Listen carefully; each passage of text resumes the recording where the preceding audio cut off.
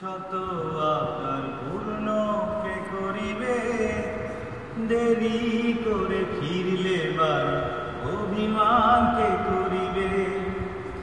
আমার পাগল মনের শত আকার পূর্ণ কে করিবে, দেরি করে ফিরলে বাড়ি অভিমান কে করিবে।